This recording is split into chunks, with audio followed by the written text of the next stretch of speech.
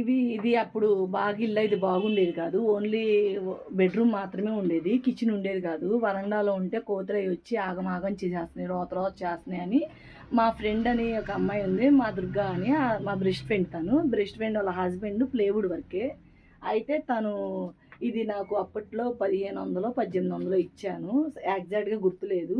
కానీ ఈ డోర్లో పెడితే ఇక్కడ గ్లాస్ పగిలిపోయింది, కానీ డోర్లో పెడితే అసలు ఏది ఆగం చేసేది కాదు. అసలు కోతులయ్యి ఏదన్నా ఏదైనా కానీ ఇందులో పెడితేనే ఉండేది. లేదు అనుకుంటే కోతులు తీసుకెళ్ళిపోయి ఆగమన్నా చేసేది.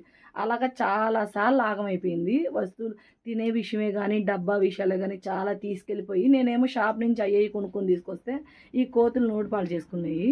అంటే ఇది పల్లెటూరు కదా, అందుకని ఇళ్ళ మీదకి వచ్చేస్తూ ఉంటాయి. అలా తీసుకున్నా, ఇది మా ఫ్రెండ్ వాళ్ళ హస్బెండ్ దగ్గర తీసుకున్నా. దీనికి కూడా చాలా ఇష్యూ జరిగింది అసలు. అంటే ఇదేమో నేను డబ్బులు అది ఇంకా అడగలేదు కదా, డబ్బులు అవి బయట అమ్ముకుంటే పాపం వాళ్ళకి కూడా 225 వస్తాయి. ఇప్పుడు వాళ్ళకి పిల్లలు ఉన్నారు, వాళ్ళకి దేనికో దానికి హెల్ప్ అవుతాయి. అందుకని చెప్పని ₹1 వస్తుందని మా అన్నయ్య వేరే వాళ్ళకి ఇస్తానంటే, మా దుర్గతో నేను ఇదని నాకు ఇస్తానని చెప్పి మీరు ఇవ్వలేదని చెప్పని చాలా ఫ్రెండ్ అది. చాలా విషయాల్లో ఎవరికైనా రుణపడ్డానంటే రుణపడే వాళ్ళల్లో కూడా దీనికి రుణపడి ఉన్నా. నేను రుణపడే వాళ్ళల్లో ఎవరైనా నెంబర్లు ఉన్నారంటే వాళ్ళలో మా దుర్గాకు కూడా నేను రుణపడి ఉన్నాను. కానీ ఇప్పుడు ఇలా ఉన్నాను, ఏదో రోజు నేను ఒక స్థాయిలో ఉంటాను. ఆ రోజు ఖచ్చితంగా దాని రుణం తీర్చుకుంటాను ఖచ్చితంగా. ఎందుకంటే మనస్ఫూర్తిగా చెప్తున్నాను, దానికి రుణపడి ఉన్నాను. ఆ రుణం ఏదో రోజు దేవుడు నేను పైకి వెళ్ళే లోపే ఆ రుణం తీర్చుకోవాలని అనుకుంటున్నాను. దేవుడు ఏం చేస్తాడు, బట్ వెయిట్ అండ్ సీ. ఇంకోటి చూపిస్తా.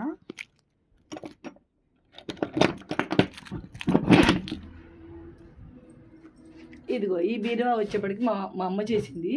ఇది ఒకసారి తాళాలు పోగొట్టానని చెప్పని, తాళాలు పోగొట్టేసేపటికే ఇంకా తాళం లేక ఇలాగే ఇక్కడ పెట్టేశాను. అయితే ఈ బీరువా వచ్చేటప్పటికి కాస్ట్ వచ్చేప్పటికి 10,500 అయింది. ఇది 100 కేజీలు ఉంటుంది ఈ బీరువా. ఇది కూడా సేమ్ కలరు. అంటే ఇదే ఎందుకు ఉంది అంటే నాకు ఇష్టమైన కలర్, అందుకని ఇదే వేయించాను. ఈ లాక్ కూడా వెరైటీగా ఉందని నవ్వకండి.